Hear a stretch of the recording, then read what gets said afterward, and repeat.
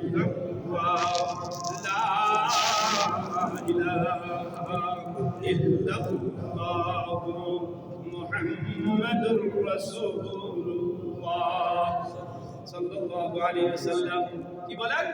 আল্লাহ বলেন লাহুম দারাজাতুন ইনদা রাব্বিহিম, এই লোকটার সম্মান আল্লাহ পাকের কাছে অনেক সম্মান, দুনিয়াতেও সম্মানিত, যে কোনো জায়গায় যাবে তাকে সালাম দিবে, ঠিক কিনা বলেন?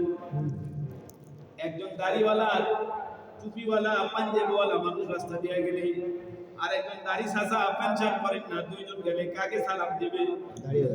কথা বল, দাড়ি কেন? তার কাছে কি আছে? নবীর সুন্নাত আছে, মুসলমানের পরিচয় আছে। এইজন্য লাহুম দারাজাতুন ইনদা রাব্বিহিম, রবের কাছে তার বড় মূল্য, বড় সম্মান।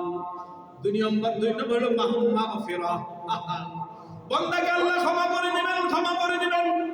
হাজার কোটি যদি গুনাহ করে থাকে, এই ব্যক্তির মধ্যে 5টা গুণ পাওয়া যাবে।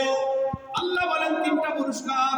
এক নম্বর হইল আল্লাহু আকবার, লাহুম দারাজাতুন ইনদা রাব্বিহিম, আল্লাহর কাছে তার বিশাল মর্যাদা, দুনিয়াতেও মর্যাদা, আখিরাতেও মর্যাদা। ওয়া মাগফিরাহ, আল্লাহ তাকে ক্ষমা করে দিবেন, সুবহানাল্লাহ। ওয়া রিজকুন কারীম, এবং সম্মানিত রিজিক, সম্মানিত রিজিক, সম্মানিত রিজিক। এই রিজক কারীম আর দারাজাত, মাগফিরাহ, এই সম্পর্কে আলোচনা করতে অনেক সময় লাগবে। ইনশাআল্লাহ আল্লাহ যদি চান আগামী জুমা আল্লাহ হায়াত রাখলে এই সম্পর্কে কিছু কথা বলবো।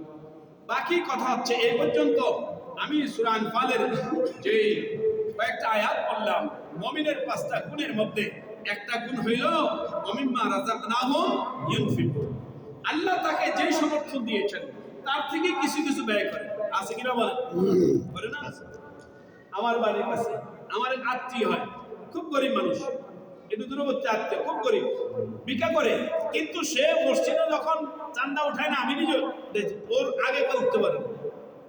কত টাকা? 100, যদি কেউ 500 টাকা, আমিও 500 নগদ দিয়ে এলাম।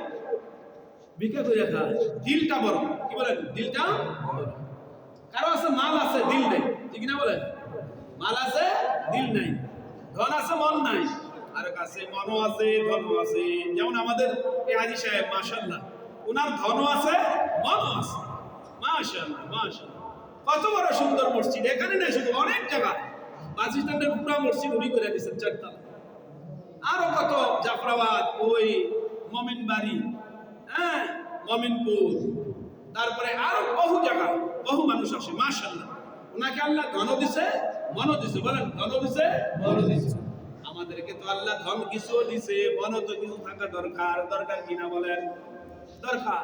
এই জন্য রাসূলুল্লাহ সাল্লাল্লাহু আলাইহি ওয়াসাল্লাম বলছেন, তুমি কি করো ও জগতের মানুষ? আল্লাহ রাসূলের শেষ সময়ের কথা বলে কিতাবের মধ্যে আসছে, আল্লাহ রাসূলের মৃত্যুর শয্যায় যখন চকিত হয়ে গেলেন, রাসূলের বেহুশ বেড়ে গেল, হুশ হারিয়ে ফেলতেছে। আয়েশা সিদ্দিকাকে বলে, আয়েশা সিদ্দিকা, তোমার কাছে যে আমার কিছু স্বর্ণ মুদ্রা আছে, এগুলো দাও। এটা হতে পারে না, আমি আল্লাহ রাসূল দুনিয়ার থেকে যাব আর আমার কিছু সম্পদ দুনিয়াতে গচ্ছিত থাকবে। দাও দাও, সেগুলো দাও, অতি তাড়াতাড়ি বাইতুল মালের মধ্যে জমা করো, সুবহানাল্লাহ।